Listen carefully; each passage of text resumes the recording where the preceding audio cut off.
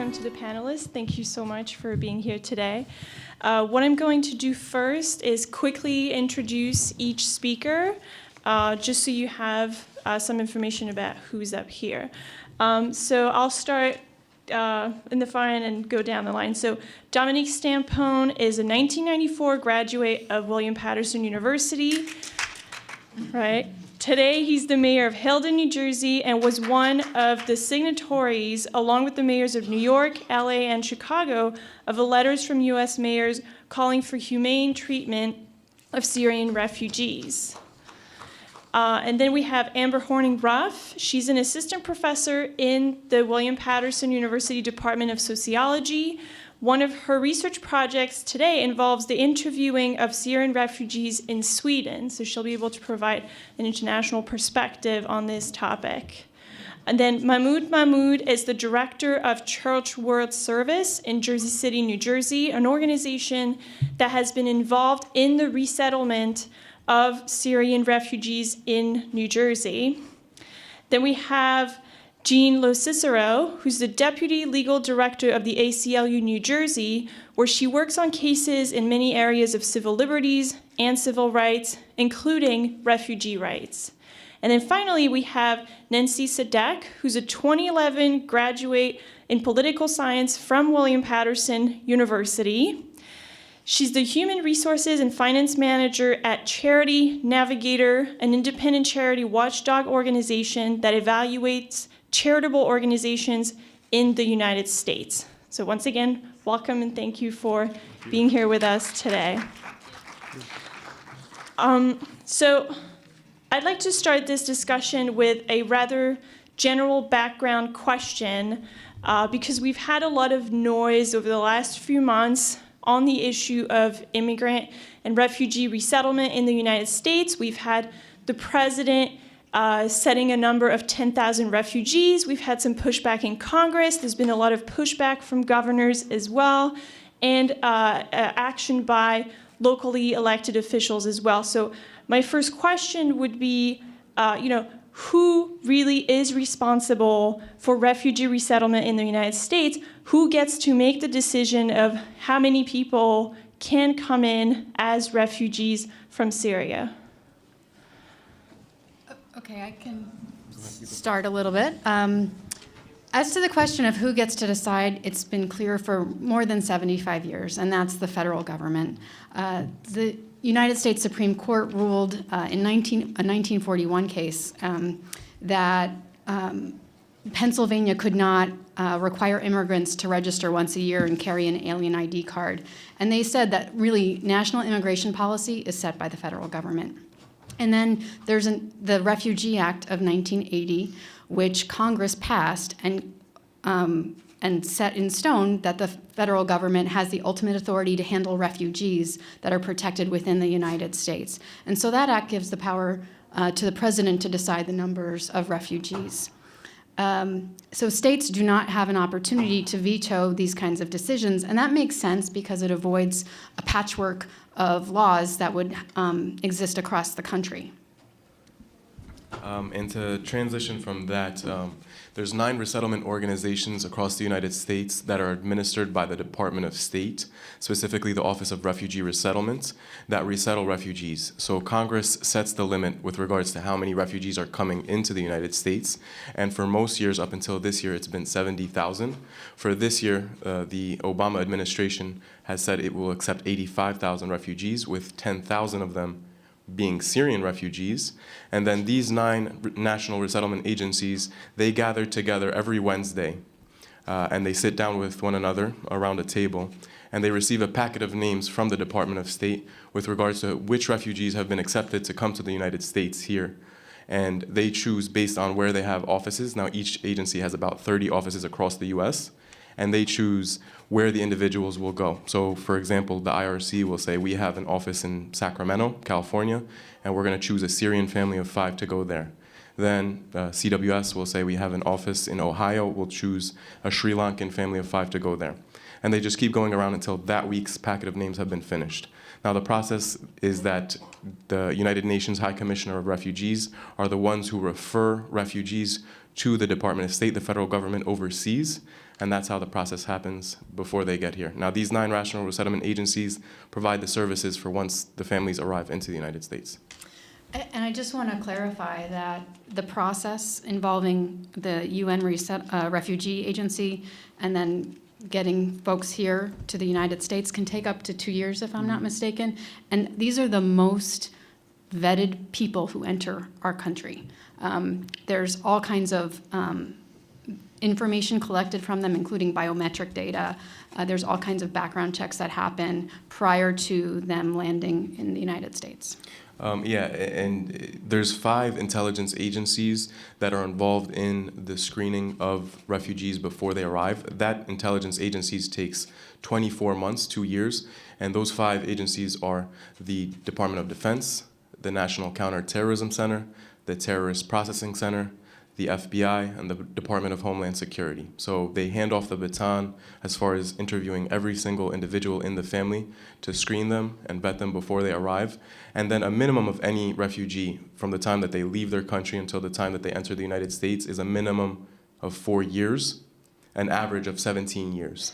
And there's 60 million refugees all over the world. About 1% of them are ever resettled to any third-party country. Now, 90% of the world's refugees are in neighboring, bordering countries. And if I can just add a little Sure. bit to that, what's interesting about the security question and how it's certainly the discussion has veered to that is that in my own position as a local official, certainly I completely concur. I'm also an attorney. I completely concur with the answer that immigration really is a federal question. The reason that a local official like myself or other colleagues of mine, a total of 18, that did write to the president asking him to take a much more expansive view of this issue. The reason we got involved is precisely because we were not happy with what was happening at the federal level. We were not happy what was happening at the state level, where our own governor sent a very embarrassing letter, in my own opinion, to the president asking that there be no resettlement whatsoever of refugees in New Jersey. One of the criticisms we've received is that we don't understand the security concerns. And much of what I've just heard really goes to show you that when there is criticism of our support for a more humanitarian approach to the resettlement of refugees, we do so knowing that and trusting our federal government and the federal agencies who are charged with the security aspect of doing their jobs. I'm a former prosecutor. I don't operate under any kind of naive view that we should permit anyone who wants to come at any time they want to come and bring all their problems with them. That's not at all what we said as mayors. What we said was we should be doing more. If we take a leading role in the world the way we do as a country, if we do get involved in the areas such as we heard our speakers so incredibly well explained earlier, then it is our responsibility at the back end to step up and take more refugees. I believe there was a report just yesterday from Oxfam, one of the charitable organizations, that the more affluent countries have taken only a little over 1% of refugees, and they've left the brunt of the problem to countries that are less able to do that. I have a unique perspective. I'm actually a dual national. I'm also an Italian citizen. And when I heard Mr. Yassin Kassab earlier mention how the two approaches, whether European or American, it is a little different to see what's happened in Europe and the influx. But here in America, in the position we're in, we should be doing more. And that's essentially what we have said at the local level, that we should be stepping up and doing more. Thank you. The next question that, yeah, we'll do question. I just have a couple that I want to go through, sorry. So the next question I want to ask is because the speakers in the previous panels brought up the issue of the resources that are necessary to get out of Syria, and so that not everyone can get out. And so I was wondering if you could tell us more about the characteristics of the Syrian refugees who do manage to come to the United States in terms of their background, occupation, education, whether these are families, in terms of dealing with them through local organizations or local government. If you can tell us a little bit more about their characteristics as immigrants. Sure. So working with refugees, we've resettled 6 Syrian families, mainly in Jersey City, 1 family in Patterson. And just as far as numbers, as far as how many Syrians the United States has resettled overall, it's 2,700 since the outbreak of war in March 2011. So altogether, since 2011 of March until now, it's been 2,700. 90% of that 2,700 are families. And every single Syrian that we've resettled is a nucleus of a family from between 5 to 6 people. And as far as affluency and whether they're coming with money or not, it ranges. But the majority of them have been middle class. And some of them have either, fled to an urban environment in Jordan or in Turkey, because that's where the United States accepts Syrians from. They flee from Syria and then they either go to Jordan, Turkey, or Egypt. And, so as far as their social classes, it varies from person to person. And, education level, the majority of the people that have a college degree that we've resettled. I could speak a little about Europe. In terms Right. of Sweden, Sweden's taken almost 200,000, although they're threatening to deport 60 to 80,000 Syrian refugees. So the tables have turned there, which has been a country historically that has accepted refugees as sort of part of their cultural identity. I've seen that, I guess, about 27% are unaccompanied minors. There's been a lot of confusion about that, though, in terms of, in Sweden, they don't do medical checks. They don't think it's ethical, whereas neighboring countries do. And so there's been a lot more of these. These are the people I'll be interviewing in Sweden over the summer. And so they're going to, I guess, there's some question about whether they are actually under 18. So that's been a big issue, and that's the group that's actually costing the most money. They're also comparing them a lot to Bosnians, which was a group that they took a lot of Bosnians in Sweden, and apparently they're not as well educated and they're not as they're not as middle class, and I guess that is a fear there. I'm not sure. I think there are certainly a lot of middle class Syrians going to Sweden, but as more and more groups of people come, I guess according to at least some statistics coming out of Denmark and Sweden. They're not as educated as some groups that have come. Thank you. So I have one more question is, from the perspective of the public, we hear a lot about the needs of the Syrian refugees, whether it is in Europe or here in the United States. And so my question is addressed to Nancy, but also probably Mayor Stamponi, you'll probably be able to provide some information on this, is from the perspective of students here or faculty at William Patterson, if they want to get involved, if they want to help with the process, what is it that they can do and where can they help with that process? Sure. I think number one, you could, if you have the resources, donate to organizations that are doing great work like CWS and the ACLU. Another thing is volunteer with organizations, and if you want to make a career out of making an impact, get involved and try to get an internship. You can use Charity Navigator as a resource to find organizations that might interest you. And then lastly, I'd say advocate. Reach out to your local congressman or woman and ask them to accept Syrian refugees or a greater number of them. I certainly agree, and I can't speak so much to the charitable angle, as certainly the experts are with me up here, but it's not my area. But I agree with the last point that Ms. Sadek made, which is that you need to really advocate and you really need to be vocal. You need to make yourself heard.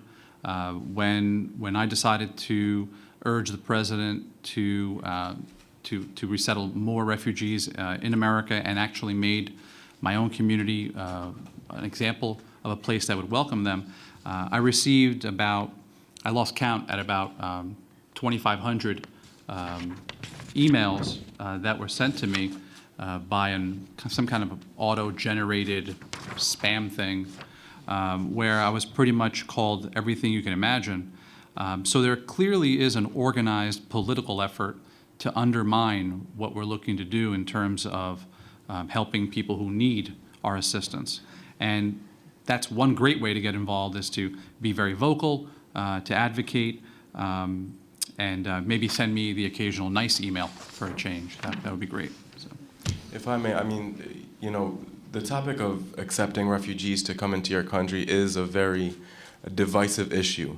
For me, a person who does it, you know, I personally have, you know, my own feelings about it. And you know, I think, you know, the mayor needs to be recognized for taking a stance and a tough stance in welcoming refugees, which, you know, can be, you know, not the most politically correct to some people, which is, you know, something that you should be applauded for.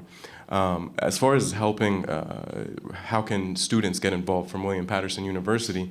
With CWS, you can pick up a family at the airport who's arriving into the United States for the first time. You can help with an apartment setup because we find apartments for these families. We enroll children into schools. We find jobs for the adults. You can tutor, you know, high school students on their homework, or you can tutor middle school students as well. You can enroll adults into ESL. So there's so many steps in getting families and individuals started with life here in America, because that's what we do as an organization. We provide them services so that they can pick up and become self-sufficient on their own, and there's so many things that you can do, and we would love your help. That was actually going to be one of my questions for all of you who've been involved in that process is, have you seen, what kind of pushback have you seen, and how do you respond to this? Well, I can start. The mayor referred to our governor's letter to the president, and what we saw is that in the aftermath of the horrible attacks in Paris last November, that it became very politically expedient for many people to target Syrian refugees. And so our governor wasn't the only one. I believe it was more than 30 governors across the country suggested that they would be preventing Syrian refugees from coming into their states. And I have the governor's letter right in front of me, and he says, I write to inform you that I will not accept any refugees from Syria in the wake of the deadly terrorist attack in Paris. And it goes on, urging the president to halt them. And he says that he will not allow New Jersey to participate in any programs that will result in Syrian refugees, and that he directed his agencies to not participate in the resettlement of Syrian refugees. And so that was extraordinarily concerning to the ACLU of New Jersey, and we immediately started reaching out to the refugee assistance organizations, including Church World Service, the International Rescue Committee, and Catholic Charities, who we had been identified as taking on helping Syrian families resettle here in New Jersey, to let them know that we would help them in any way if Governor Christie's letter resulted in some kind of impact on their work and their righteous work in doing this important help assistance for families in need, people who are fleeing the very violence that these politicians, were pointing at. So another thing we did was we sent public records requests to the state, to the governor, to his office, to the Office of Homeland Security, and to the Human Services Department, looking for what kind of directives and what kind of instructions was he giving, so that to see if there was any legal recourse, because you cannot, constitutionally, you cannot discriminate against people based on their national origin. And so the Equal Protection Clause of the 14th Amendment makes it very clear that that race and national origin and ethnicity are protected, and so states cannot use that as a basis to discriminate. And the Supreme Court's made it very clear that those factors usually have no bearing on what the state's trying to do, and so the state has to show a very compelling interest. So what we found and what Governor Christie ultimately conceded was that he did not have the authority to issue these directives, and that he, in fact, had not issued the directives. And so Mahmoud can talk about it, but I don't believe Church World Service and the other assistance organizations work was impacted. But we also know that in other states, they weren't so lucky. And in Indiana, the ACLU there represented a refugee assistance organization in suing the state. And last month, they got a good result on that. So. No, the work wasn't impacted. The governor said that he wouldn't accept Syrian refugees, but a few days after that statement, we actually resettled a Syrian family that's now in Patterson and was welcomed by Congressman Bill Pascrell. I think that we're kind of dancing around what's a pretty obvious situation, is that we're in an incredible political time when a major party can actually say things like, we will not permit any Muslims into the country.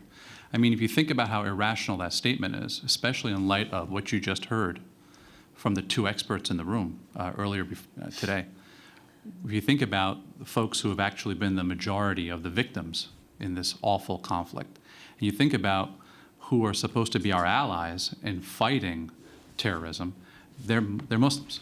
And to say that we will not allow any in is more than just political expediency. It's demagoguery. It is pandering to the worst level. Yes, we are a nation of immigrants. No one is naive enough to believe that immigrants have ever been welcome, frankly. No one. I like to joke that my parents didn't get an invitation. We need to be conscious of the fact that we're in that time, and again, going back to the idea of advocating and stepping up and doing your part, that simply cannot be permitted to become a mainstream viewpoint. There will always be extreme viewpoints, but we simply cannot make an entire population, whether it be because of religion or any other constitutionally protected character, have them become the target. We just can't allow that, and I think it's important. And today's discussion, I think, goes a long way because it really does open up to a very minute detail what's happening. I learned so much earlier about some of the what's happening on the ground in Syria, and it helps explain what we're trying to do with the after effect of refugees. I was wondering if, Amber, you could talk a little bit about whether or not there is this type of pushback in the Swedish context as well, or in the European context? Yeah, definitely. Initially, Sweden opened the refugees with open arms, but as more and more came, the climate was changing a little bit, and then, of course, there were the attacks in November. After the attacks, before that, I think 27% of Swedish people said that they thought that Sweden was giving too much aid in other European countries. That rose to something like over 50%. So the tides were turning due to some of these events, and that was probably part of the point of the events. Of course, then you had the incidents in Cologne. So there was a series of events that happened that definitely impacted Swedish policy and European policy as far as the refugees being welcomed or not. Before that, though, you had the Swedish Democrats going to the island of Lesbos and handing out things saying, no, actually, you're not welcome. They were handing out flyers to people. In the Danish newspaper, they had ads in Arabic saying, yeah, you're not actually welcome here. And so there were mixed messages because there are obviously multiple publics. And so there is a right wing, and the right wing's on the rise in Sweden as well.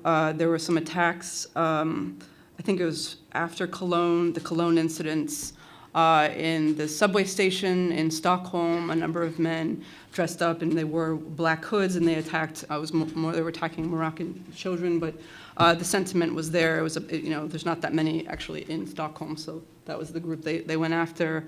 They did burn some of the camps, so there's been a lot of incidents and a lot of momentum for the Swedish Democratic Party, which is very troubling.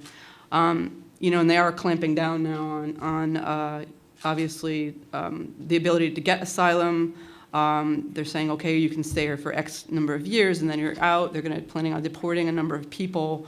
Part of that they're saying is, the rest of Europe didn't pick up the ball. It was just Germany and Sweden mostly taking the bulk of these immigrants. So they're saying it's financial, but of course, obviously, events happening are also impacting public opinion, but those groups were in existence before. It's just giving the right wing momentum and a sort of a platform to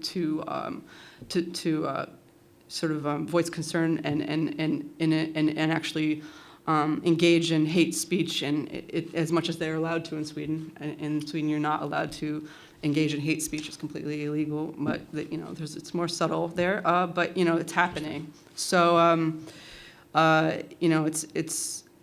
So yeah, I would say that it's giving a lot of momentum to the right wing across Europe, and I think I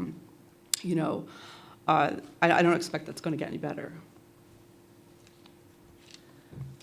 Okay, I have one more question, and then I'll open it up to the floor. One of the concerns very often in immigration procedures is scams that target immigrant families. And so I was wondering, Nancy and Jean and Mahmoud, if you have seen these scams targeting Syrian refugees in particular.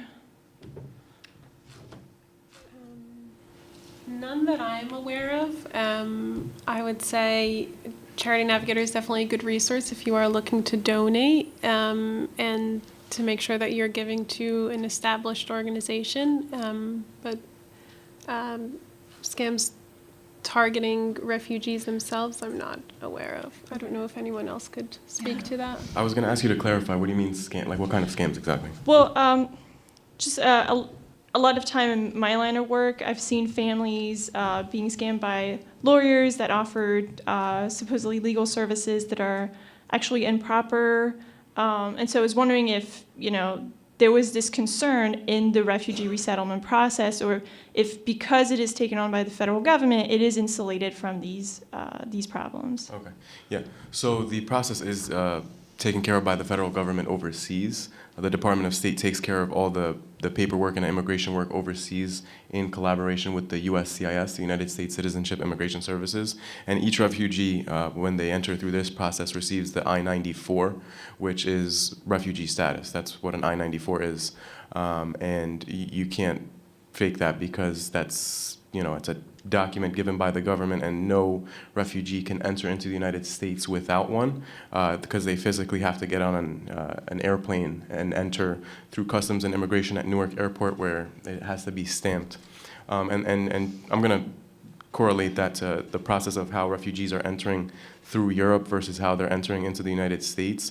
Each person is vetted and screened and has to enter on an airplane, which is a lot harder to come in through a country which, after Angela Merkel, the Chancellor of Germany, said that we're going to accept 800,000 Syrian refugees, there was a mass migration of movement of people into one location at one time. And the way they were crossing was from Turkey into Greece at that time. And Greece just did not have the capacity, the staff, the people to properly vet individuals to come into Europe at that time. So what Greece was doing, because there was such a large influx of people, was that they were fingerprinting. When people would put their fingerprints, they wouldn't do it on a database or a computer system. They would do it on a piece of paper. And that process is a lot different as to how the United States does it. In Europe now, they're only accepting people that have been vetted by the UN. Before that, they're accepting people without papers, paperless people coming in were accepted initially, and now that's changed. And so if you don't have papers, you're not welcome. So there's some changes there as well as far as the paperwork. Okay. All right, so I'm going to open it up to the floor. Are there any questions from the audience? Okay. I actually have like a couple of questions for two different panelists. I don't remember the names. So the center gentleman, Mahmoud. What is it? Mahmoud. Okay. So my question is, as far as you had said that obviously we all know that United States technology and security, top of the line. Everybody knows that pretty much. It's global. When you had said that when they vet them to come in, whether it's Syrian or any refugee, do they continuously, you had said, maybe I misheard you, you had said something about 4 years. Do they continuously continue to watch them because of this crisis in particular, as far as security, for years to come until they're like, they're sure that there's, no issues or anything like that because of what's going on, because of what happened in Europe in the past? So you're saying, do they continuously vet them? What does that mean, continuously vet them? After they vet them, after they've been here, do they continue to watch them, kind of like a borderline invasion of privacy?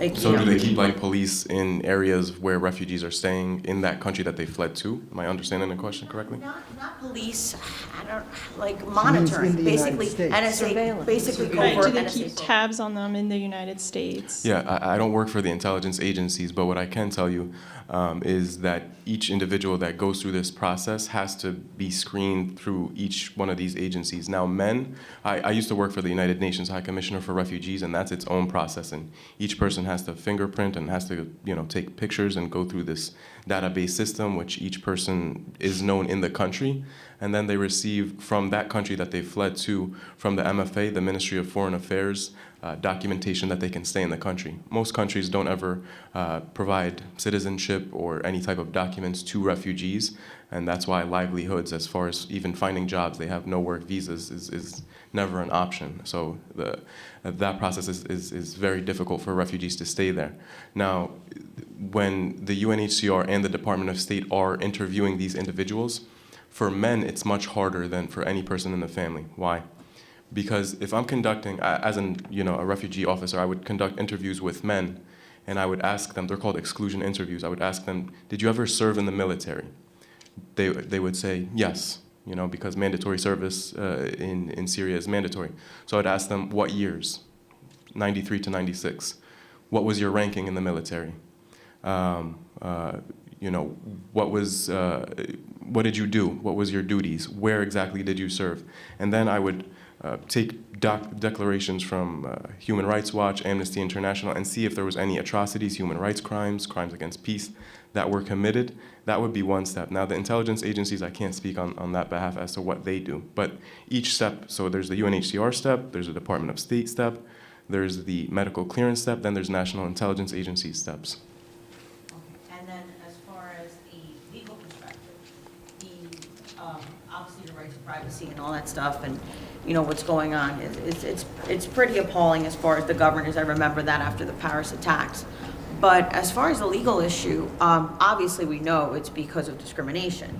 But from the opposing side, would you say that maybe they were saying that although it's a violation of the Equal Protection Clause, it's also a threat to national security, a danger to a threat to national security in the wake of the Paris and now Brussels attacks, which is what people that are afraid because of their lack of knowledge and just attribute all people of one race to what's going on, and they're all extremists just because they're Muslim.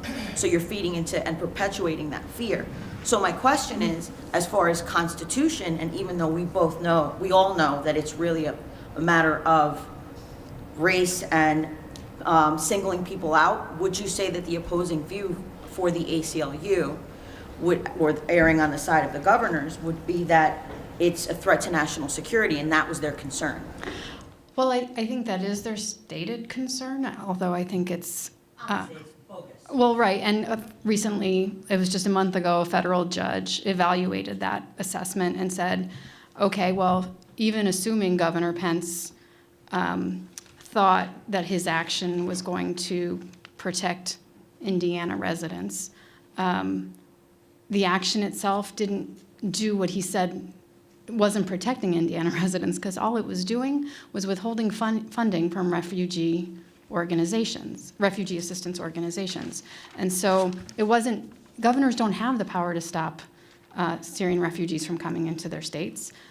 Once the federal government goes through all of the vetting process and somebody is lawfully, a non-citizen is lawfully in the United States, they can freely go across, from state to state, as long as they're complying with whatever federal regulations requirements they need to do.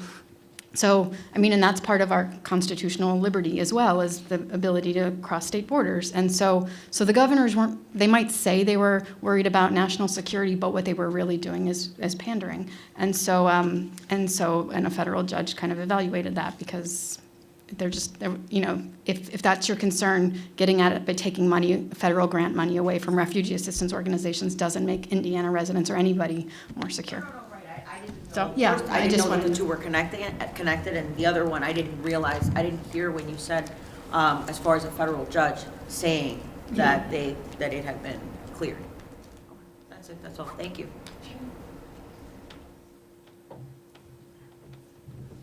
Okay. To any of the five, I just want to answer the question. My main concern is if we do start accepting more refugees coming into the United States, how do we make sure that no attacks that have been occurring in all the European countries, Brussels and France, how do we make sure that that doesn't happen in the United States and that another devastating attack like San Bernardino doesn't happen again? I'll just note that none of those attacks were done by refugees. So there's really no connection. I think I'm mostly speaking now as a former prosecutor rather than a mayor. If you look at violence and you look at some of the recent terrorist attacks in the U.S., terrorism really has a political goal or purpose, and that can frankly grow in someone domestically just as much as it may grow in someone who comes across and wants to do something and hurt people. I think the issue has really already been spoken to about the incredibly stringent security measures to even get here. So if you're specifically a Syrian refugee or other refugee from that area, you're going to be vetted to the point where it will take you, I believe I understand it to be 18 to 24 months minimum. And that's because they're being held in camps and consistently or interviewed. So I don't think there's a logical connection one to the other. Unfortunately, you've seen homegrown American terrorism, and it may not necessarily be religious extremism, political extremism. So there's no real logical connection. All we can do in a free society is have those protections, be very vigilant, properly fund the agencies and law enforcement. But I do not think the answer is to kind of foreclose on what we're about. President Obama, when addressing this issue, talked about the betrayal of our values. What makes us really different if all we end up doing is closing the door to people and not giving anyone opportunities, when historically this has been the place when people do find opportunities and do find safety and do find success, as my immigrant parents did. Well, if I could just respond to that really quickly. With the San Bernardino attack, when that man went overseas, I believe it was Yemen, he went to the country where he found his future wife. It was said that that woman was the one that radicalized him and invoked very many beliefs of wanting to harm his coworkers. I mean, he was living in he was going overseas. We were doing a background check what he was doing through social media, what he was saying on social media. When he comes back, there's many people in the neighborhood that were seeing that he was bringing in materials for his pipe bombs that he and his wife were making. And no one ever wanted to speak out because they said they didn't want to discriminate against the person because of their religious background and say, he's going to kill people because of his what he believes in. And so how do we make sure, though, that we can have better judgment to make sure that no one like that ever happens to want to harm our American people? I'm going to let the expert in the room answer. All I can say is I still don't see the connection. Neither one of those folks were refugees, first of all, as long as I understand it. And if you really want to be sure of anything, we could be North Korea, I guess. If I might just jump on that one, actually.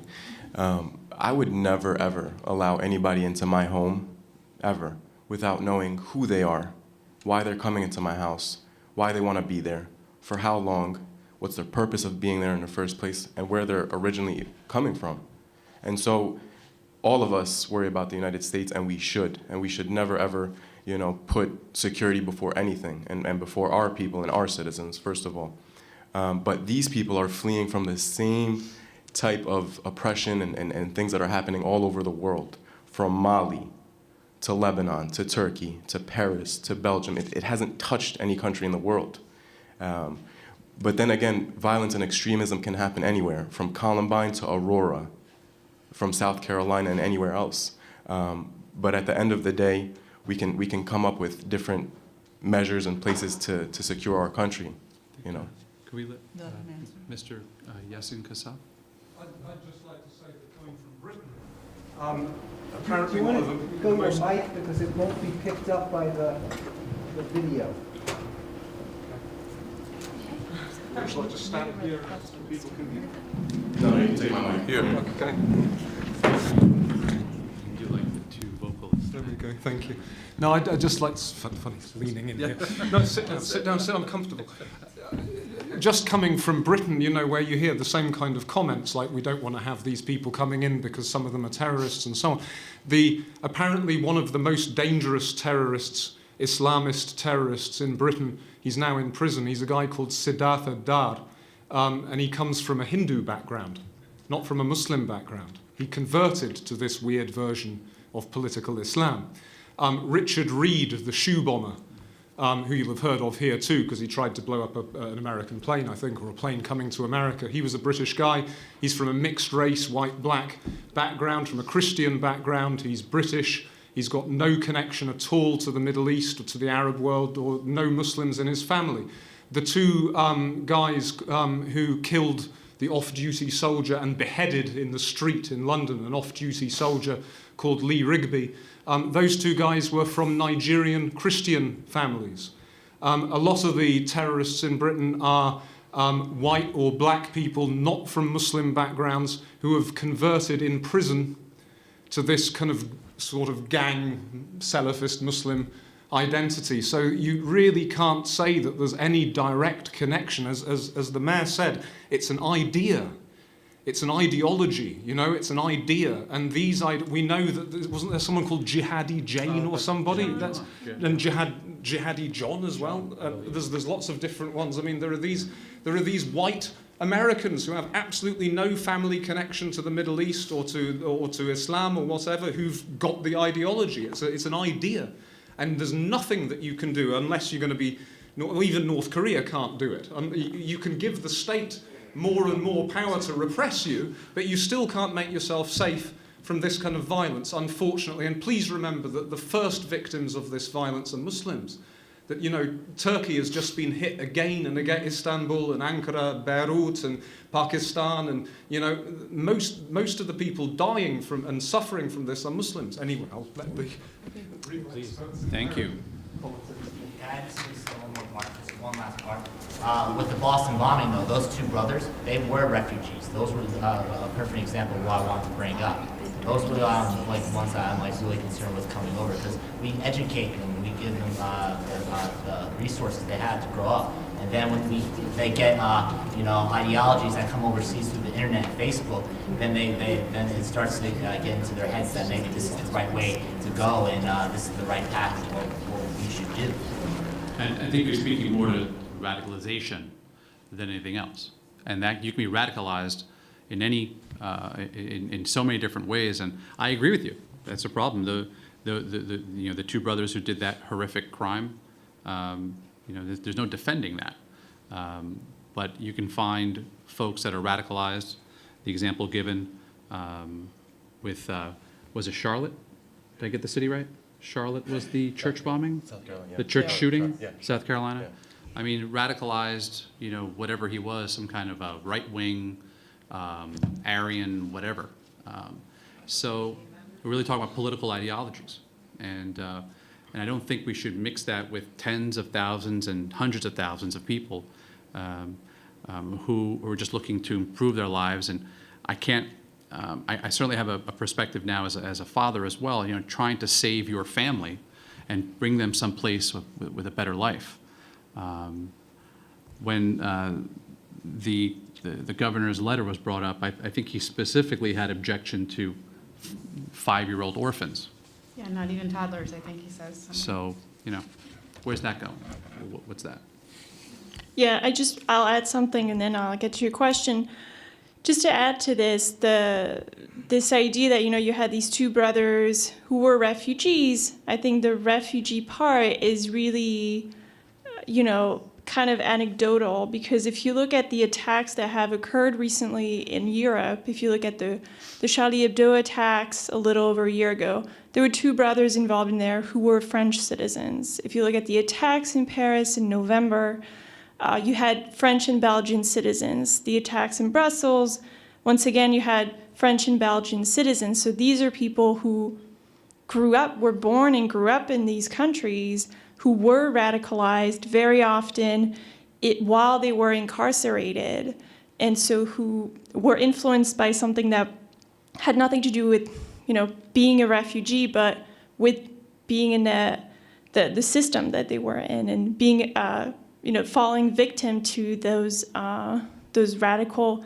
that political trend, that political message, essentially. You had a question as well? So if all of these terrorists and stuff that are in America, they're radicalized and they're actually citizens, then why is America so hesitant to accept Syrian refugees? And why aren't we taking more steps to stop radicalization, like propaganda through Facebook and Twitter and such?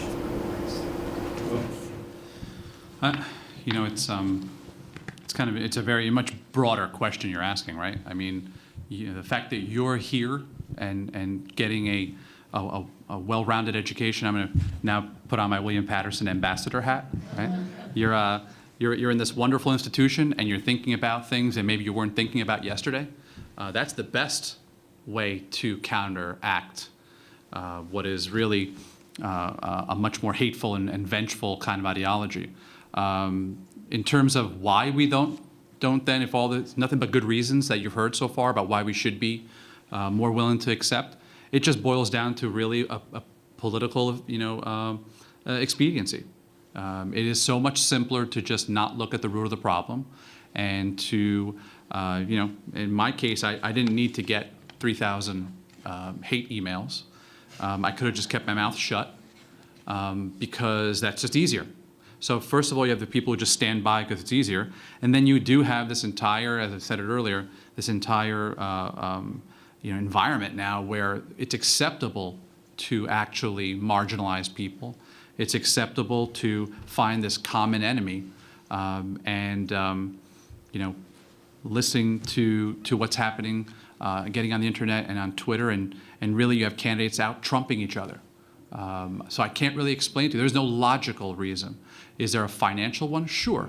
We need to be smart about that. Is there a security concern? Of course. All of that needs to be considered. But once the wealthiest nation on earth, if it cannot overcome, those concerns, then frankly, I think that we have, as President Obama said, we've betrayed our values.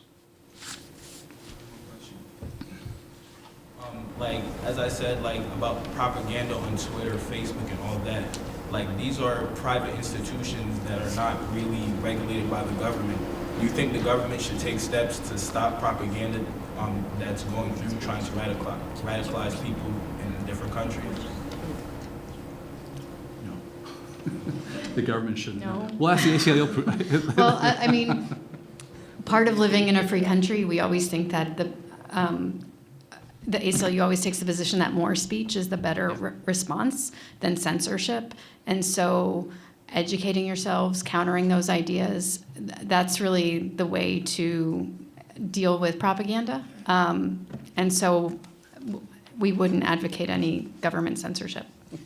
I would also say by not letting Syrians come, by saying not even letting 10,000 come to the U.S., which is just a drop in the bucket, right? I think it's also heightening levels of fear among the public. Like some of the students are afraid, and by not interfacing with people, that's increasing fear, which is only going to, in a sense, increase domestic terrorism.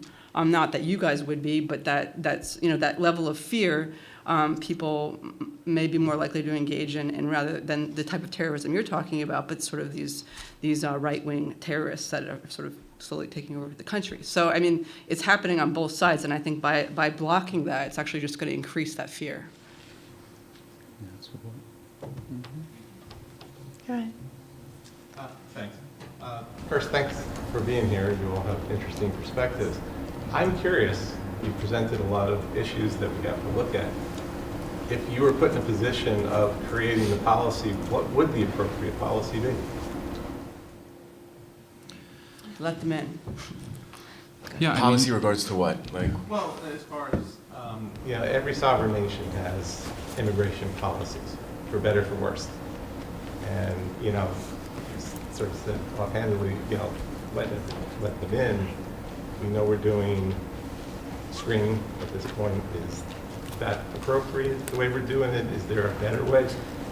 We said, President Obama said 10,000 people. If I remember correctly, that was in 2017, which would be pretty much the end of his term.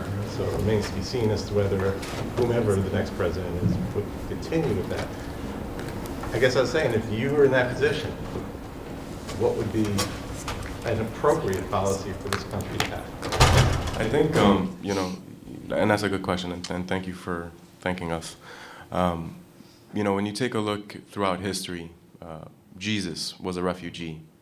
Moses was a refugee. Muhammad was a refugee. What if doors had been shut on them? Where would we be today? Look how history has changed because of these three individuals. And they were all refugees being persecuted because of what they were preaching. As far as putting a number on, you take a look at what the Pope just did the other day. The Pope washed the feet of refugees. Washed the feet of refugees. The travel route that refugees take to get to another country is crazy. If you just take a look at your own feet, and the Pope did that. So to put a number on it, or to put as to how many refugees would you accept, I wish I didn't have a job, to be honest with you. I wish the world never had refugees. Because at the end of the day, I'll give you a story of a family that we've resettled. They're a family of four, a mother, a father, and two children.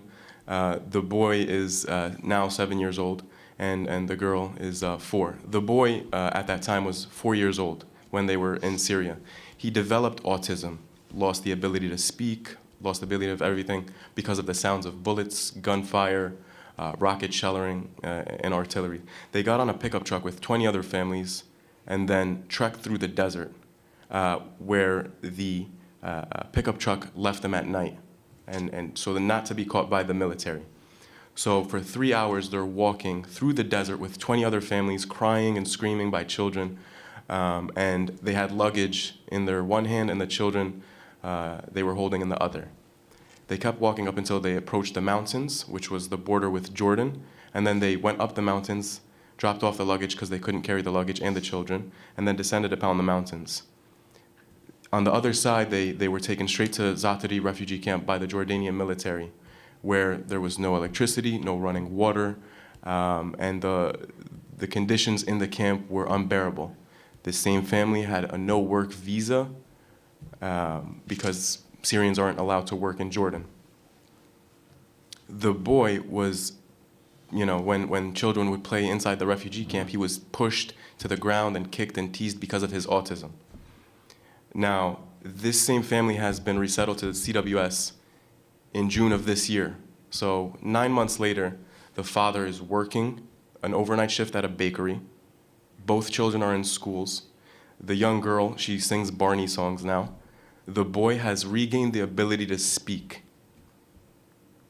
He speaks again because of the United States. He said, "I've never seen this type of care for individuals." And I think that's why we are the greatest nation in the world, because we care for every human life. And if you take a look at this family,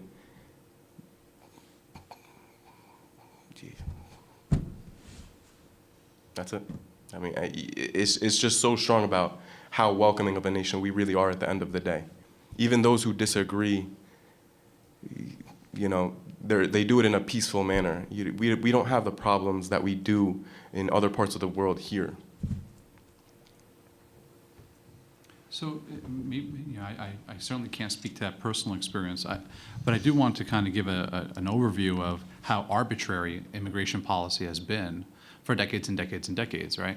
So I think that our colleague from the ACLU can better speak to this, but I think between 1920 and 1965 or 66, we essentially had a quota system, a very racist way of limiting immigration from parts of the world that were browner than us. And then that changed in the mid-60s to a more rational policy. But no matter what, we've always put in our own level of we weighted the policy to make exceptions. You've got that bizarre wet feet, dry feet doctrine with Cuba and the Caribbean and Florida. Then you have made exceptions with Vietnamese refugees during that conflict. We did the same, I believe, with Iraqis, and maybe you can speak to that a little bit during those conflicts. So the answer really is, I'm no immigration expert, but taking 1% of the refugees that we could take is just not enough. And we need to do more and step it up, even beyond what the president has said. And that's why I joined my other mayoral colleagues in saying that. Question? I'm really good at seeing both sides of a coin. I try to anyway, objectively. So I can understand where certain Americans that certain candidates speak to based on their demographic and level of education, because that's the reality. That's who that divisive candidate is speaking to. However, to err on the side of caution and speak for the concerns of those that will correlate radicalism with a religion, I would say I can kind of understand, may not necessarily agree, but I understand where certain ideologies will come up, because right now, the reason why you have Sanders and Trump speaking to the American public is because of the lack of jobs. And believe me, I understand that these people are not going to come after our crazy great jobs. They're just looking to get out, and I get it. But I can also see the other side of the coin as to what, as far as domestic policy, why Americans could possibly, aside from the radicalism, if you can really look past that and not associate all Muslims with terrorism. But economically, we are in about, I think the debt clock is now up to $20 trillion in debt. And to accept, and believe me, I'm a child of immigrants, and any wave of migration, I mean, I'm Hispanic, so according to Trump, we're all rapists and drug dealers. So, but I understand how he's able to gain that traction, because right now, as far as domestic policy, there are no jobs. There are no jobs. And even if he tried to, let's say, God forbid, made it to the Oval Office and, totally screwed up foreign policy by, basically pissing everybody off, he can't deliver.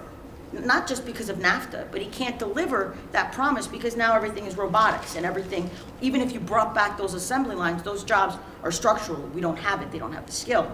So my question is, I'm not trying to defend the gentleman in the back, but I can understand why people would be afraid as far as the economy.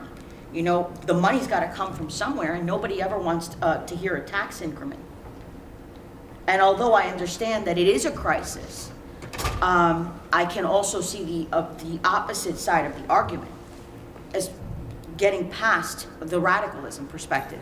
And most people attribute, like you guys, the panel has said, that Europe didn't have the capacity that the United States does, and they were just basically bringing everyone in. But really, in a vetting process, if you really are a terrorist, are you going to say it?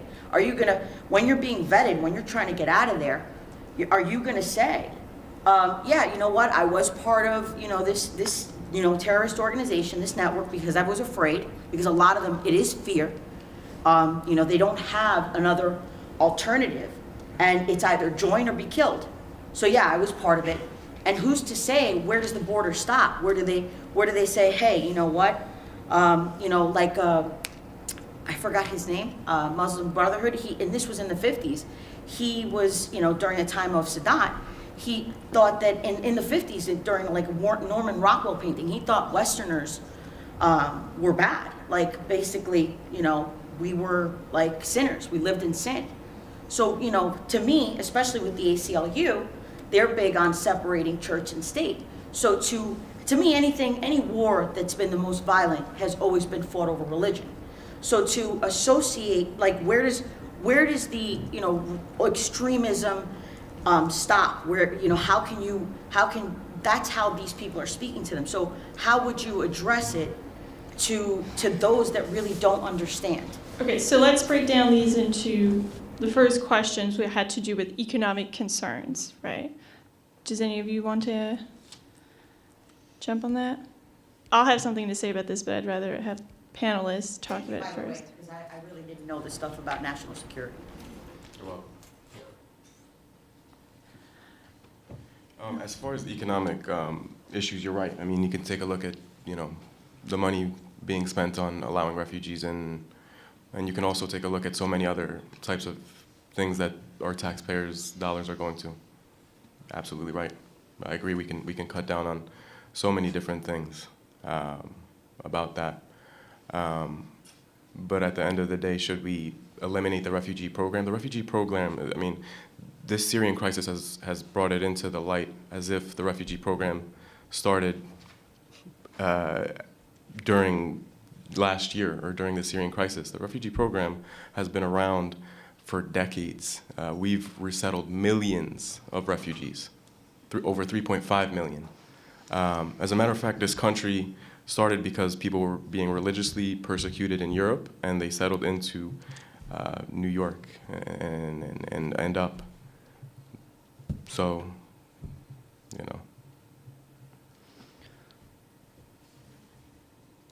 Mayor Stampone? From a local perspective, I was asked the same thing.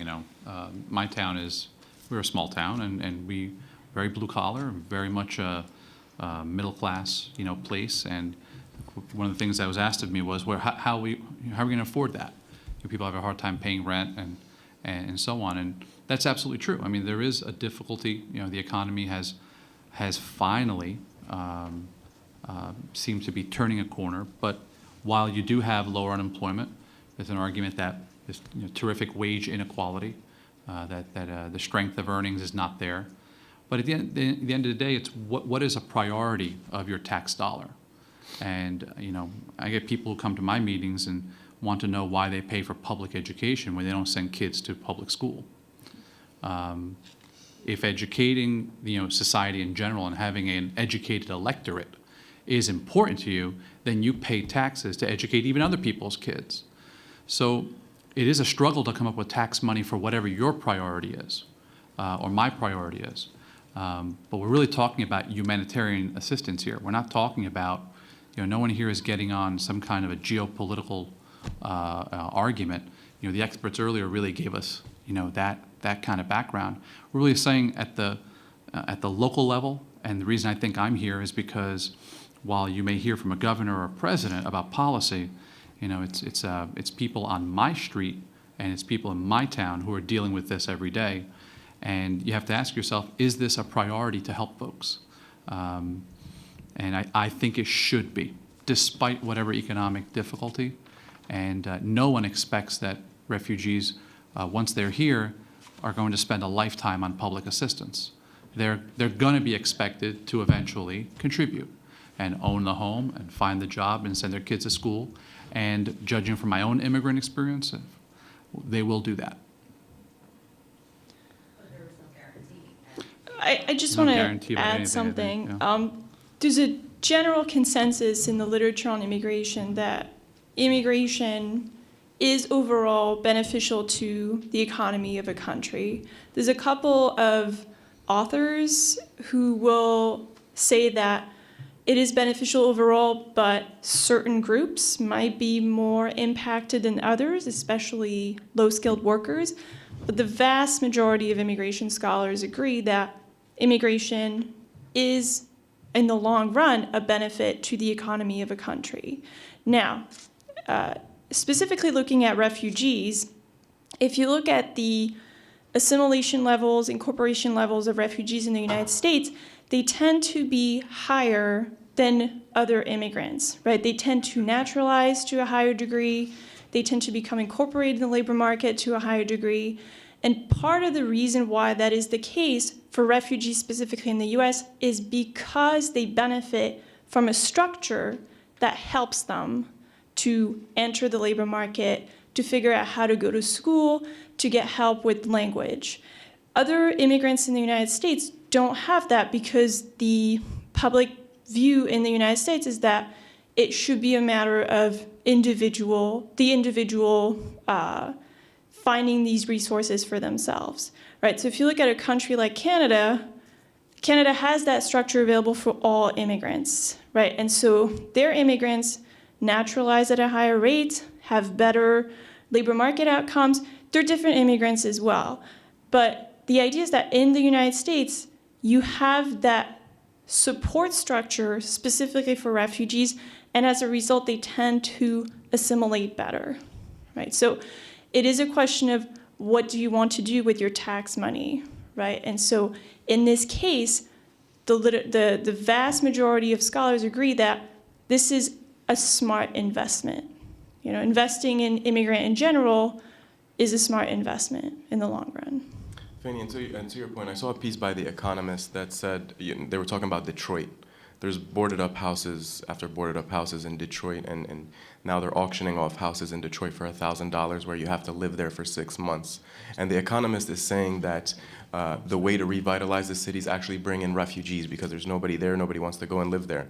So you bring in people and you kind of put them there in Detroit, and they're going to create their own businesses. They're going to, build up restaurants. They're going to do small startup businesses, and Detroit's economy will be brought back because of these people that you're bringing in there. They're obviously going to buy groceries and they're going to buy things.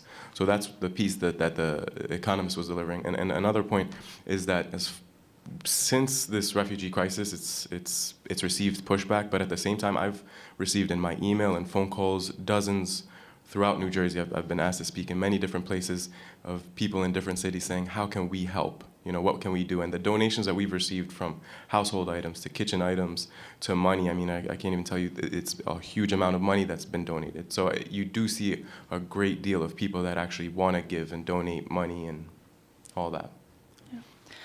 We're out of time for questions, so because it's 4:45, so we're at the end of this session, but I really want to thank the panelists for coming in today and providing their expertise on this really important topic, so thank you very much.